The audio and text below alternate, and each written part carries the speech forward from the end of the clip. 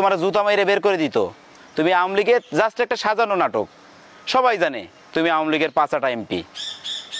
আমার কথা হচ্ছে কি যে একটা মানুষ যদি বিপদে পড়ে তুই তাকে নিয়েই টানা হেঁচড়া করিস। তোর বাপের যদি সাহস থাকতো, তুই বড় বড় মানুষরা এত অন্যায় করতেছে, এত বালিশ কেলেঙ্কারি করতেছে, এত মিনিস্টার, এত মন্ত্রীরা এত কিছু করতেছে, কই তাদের নিয়ে তো ভিডিও বানাইস না?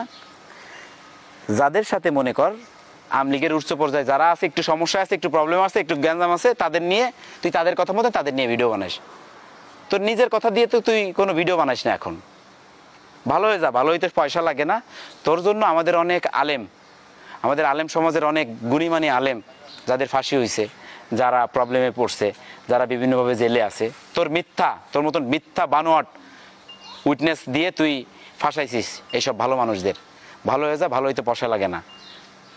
ব্যারিস্টার তোরে আমি মানতাম, তুই ভালো ব্যারিস্টার, তুই দেশপ্রেম আছে, তোর বউ বাচ্চারা যদি তুই দেশে রাখতি, দেশে পড়ালেখা করাইতি, তখন আমি তোরে ভালো ভাবতাম।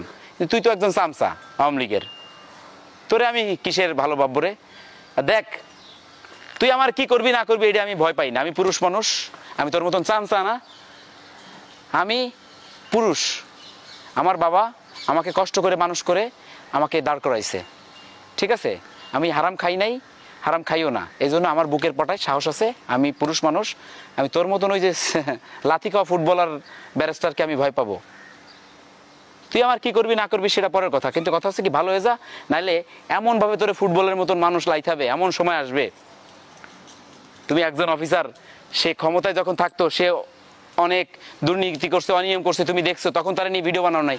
এখন তারা নিয়ে মানে তার আন্ডারে কোনো ক্ষমতা নাই, সে বিপদে পড়ে গেছে, তাকে নিয়ে ভিডিও বানাও। এসব মানুষকে নিয়ে তুমি বারবার ভাইরাল হওয়ার জন্য। ভালো হয়ে যাও, নিজের চরকায় তেল দাও, নিজের দিকে দেখো, নিজে 2 নাম্বারই করো। কোন জায়গায় বাড়ি গাড়ি করতেছো জানি না, আমরা সবই জানি। সময় হোক, আসবে, সব কিছুই ফাঁস করবো যদি আল্লাহ আমাকে সুস্থ রাখে। ভালো থাকবেন, সুস্থ থাকবেন। আপনারা যারা এই ভিডিও দেখছেন বেয়াদবি নেবেন না। আসসালামু আলাইকুম।